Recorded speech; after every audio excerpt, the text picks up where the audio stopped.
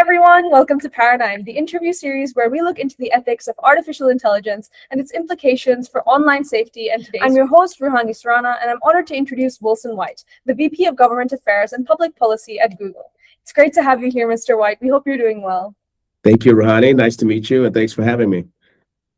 Just to introduce you a little bit further, through Mr. White's role, he leads Google's global engagement with governments, regulators, and multilateral institutions, having also held roles such as the head of public policy at Google and positions at YouTube. So overall, Mr. White, we've seen that you work at the intersection of AI, tech innovation, and governance, and that's a really exciting intersection to be in. So I can't wait to get your insights and ideas today.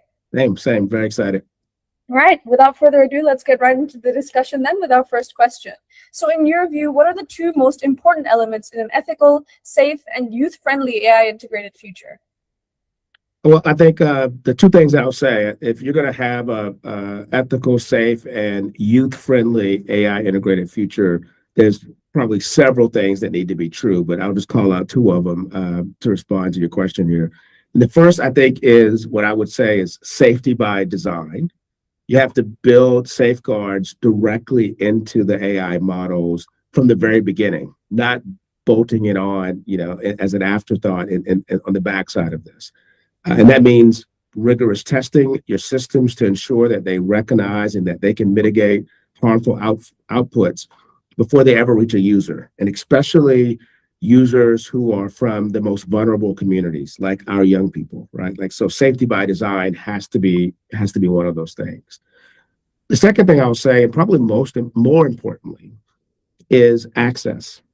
So I grew up in a very small rural town in South Carolina in the United States, and this was before the rise of the internet, but computers were certainly around.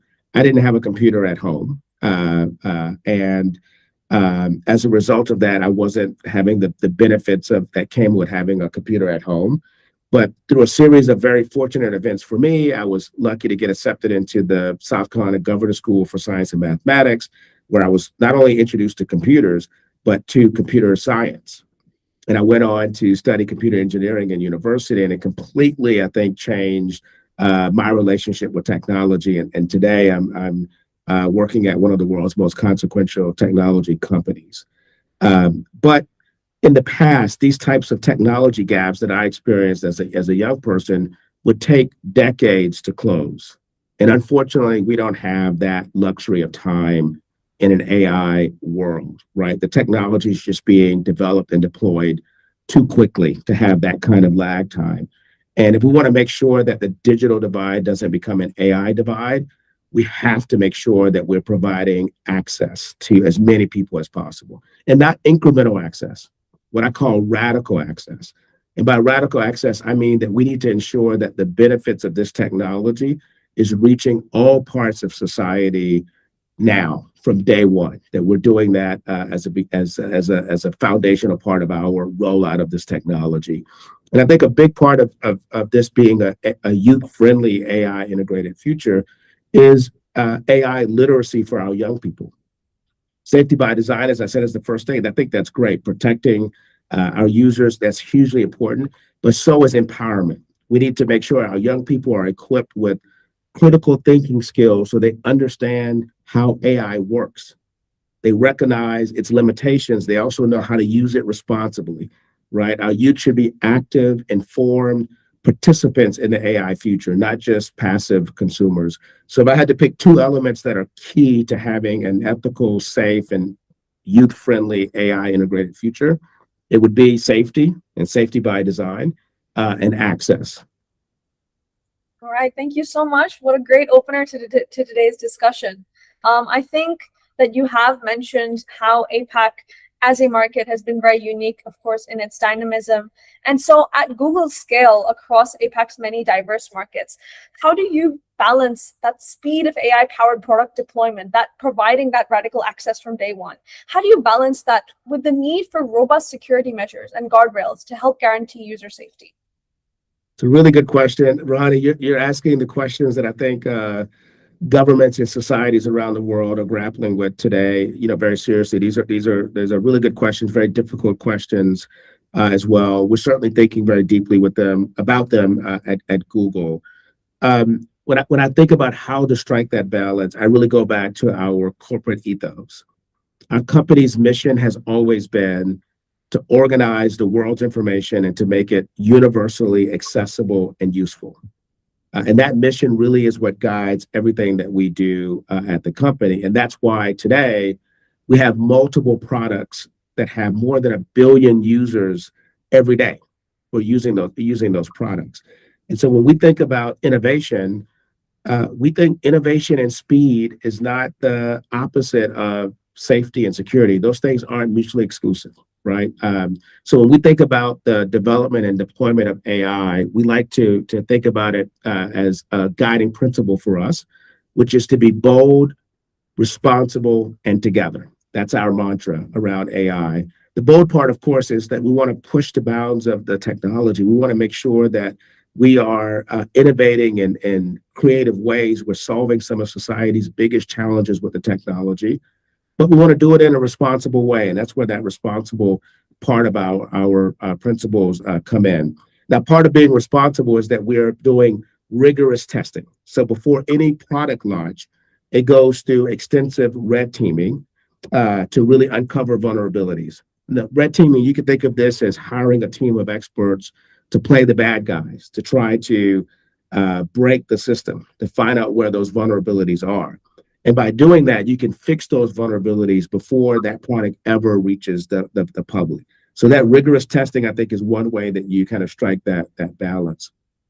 But as you said in your question as well, APAC is quite diverse, which means that a safety rule that may work in one country may not make sense in another country, right? The context may be too different for that same rule to be a one size fit all thing. So we invest heavily in ensuring that our safety measures are localized, that it makes sense in the local context by partnering with local experts, with regional experts, with NGOs, with governments, just to make sure that our tools respect local cultures, that they make sense in the local context, and that they are addressing market-specific risk. And I'll give you an example of this, if you don't mind. So recently, we partnered with the Singapore government on a pretty cool initiative that really, I think, highlights this balance that we're trying to strike. Right now in the AI space, if you've been following the AI journey, one of the biggest topics in AI right now is agentic AI. And that is going beyond the kind of conversational chatbot instantiation of AI to really having AI models helping you get stuff done, actually doing stuff on your behalf in an autonomous way. And so you can imagine that's pretty cool technology. Some really cool things can come from that, like helping you with your productivity, helping you get efficiencies in your day-to-day task. But it also creates like new risk and new concerns that we would want to make sure that we're addressing before we roll out agentic AI in a massive way. So one of the things that we recently did with the Singapore government is we partnered on an agentic AI regulatory sandbox. And what a sandbox does is it basically allows you to roll out this technology in a real world simulation, so to speak, right? So you're actually able to test how this technology will play out in real world scenarios. You can uncover what works, what doesn't work, what new risk may be there, what mitigations may work against those new risks. It's been really cool, and it's a way I think both the government as well as industry can find ways to roll these cool technologies out in responsible ways that make sense locally. And that's just one example of how we're trying to strike that balance that you're getting at. Right, thank you so much for that insight. And so I think coming back again to the diversity and the difference in those local contexts within the APAC market, as someone who is, looking at public policy and that governance aspect from a very, global standpoint, do you see a risk of, uneven AI regulatory development across APAC, leading to sort of e-safety gaps and e-safety pockets across the geography?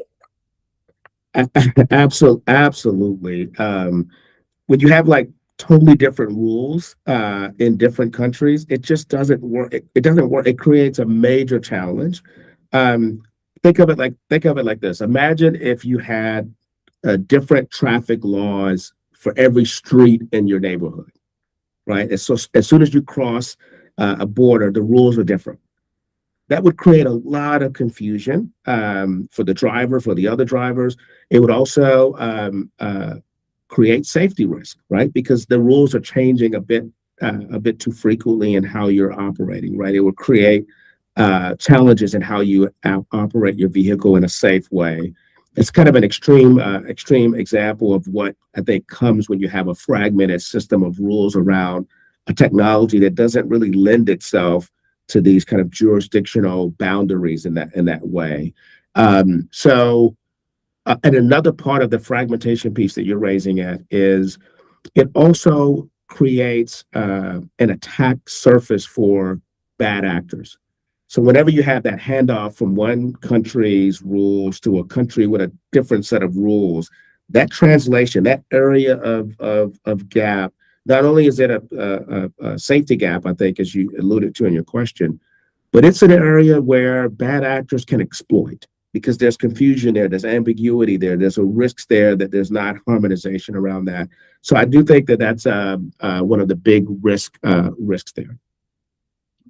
For sure. And what do you think should be the role of companies like Google in terms of either standardizing these safeguards across these diverse markets, or finding another way to plug those gaps and to sort of glue shut the cracks, if you will, for those bad actors?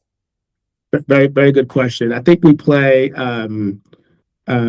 some role. I told you earlier, our mantra around AI development and deployment is bold, responsible, and together. And that together part is we can't do it alone, right? We have to work with other players in the ecosystem, other partners, other AI companies, other technology companies, other industries, governments, civil society. So we have to be collaborative. I think that's the biggest thing that we can do as a company, is to make sure that we are rolling this technology out in a collaborative way. The second thing we can do is to be chief advocates for harmonization. And we do that at Google. We advocate very strongly for harmonized, risk-based frameworks across the APAC region and across the world. And we strongly encourage countries to talk to each other, right? Like they should be in conversation with each other around and agree on common sense, shared rules for AI, not just here in the APAC region, but around the world. And I think the last thing that we can do, and what we try to do at Google as a company, is to actively share our safety technologies, our research, and our best practices with the broader industry. And part of that role is to make sure that these conversations aren't just happening behind closed doors, but they're accessible to everyone. In fact, Ruhani, to help people or to help demystify some of the same topics that you and I are talking about today, I actually host a podcast series called AI Policy Brew. It's like a 15-minute podcast. I'm exploring this format for having these conversations. But it's like a 15-minute show where I sit down with notable guests to unpack this intersection of AI and policy and what it all means practically for people who are using AI in their lives every day. And so much like the great work that you're doing with your series here, at Google, we believe that having open and clear dialogue is the first step towards building those shared kind of safety baselines that we need to have that level of harmonization. So I very much appreciate the work that you're doing by convening these very important conversations. Thank you so much. And it's so great to hear that a leader such as yourself on a global level is also looking to have those conversations. I'll be sure to check out AI Policy Brew sometime soon. I've just noted it down. Please do. It's good. Definitely we'll share it around. So let's go on to our last question, our closer for the interview. So I think you've alluded to parts of this throughout your previous responses, but overall, who do you think should bear the responsibility in terms of the many different things that go into making AI safe and fair? I think the short answer to that one is there's no single person or company or government that can do this alone, right? That's why that together part of our mantra at Google. It takes a huge team effort from everyone involved. Tech companies like Google, I think we have a massive responsibility in this. It's our job to make sure that we're building safe systems, that we're testing them rigorously to find their breaking points and fixing those things before we roll them out at scale. And it's our responsibility to be open and transparent about how these technologies work, right? Like, I think that's the role that we play. Governments have a role as well. Lawmakers, they need to create smart and clear rules for how we develop, deploy, and use this technology. And I think the goal for governments is to set up guardrails that protect people, that keep people safe, but without making the rules so strict that they stop cool new inventions from happening, right? Like AI has the ability to solve big challenges, right? Like disease prevention and early diagnosis of diseases that can be treated pretty easily if they're caught early.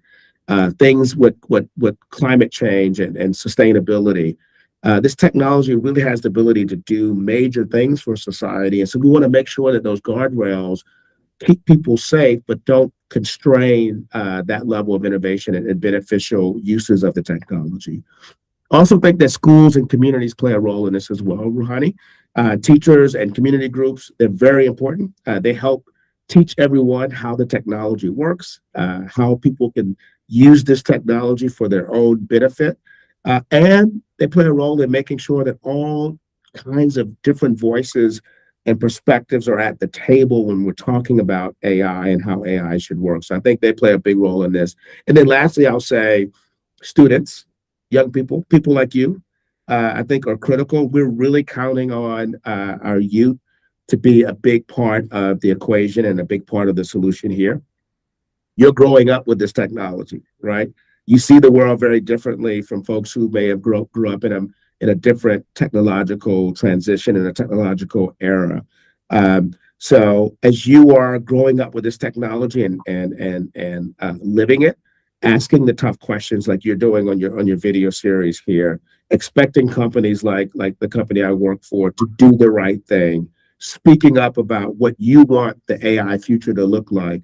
You're doing exactly what is needed to help us build a safe and youth-friendly future with AI. So I think it's all of the above. And right now, if I truly believe if we do that collectively as a society, we're going to make sure that the benefits of AI are shared widely, and that we have access for every person on Earth to use this technology in ways that benefit them. All right. Thank you so much for your time and wonderful insights, Mr. White. It's been great getting to interview you. Thank you so much. Thank you, and keep up the good work.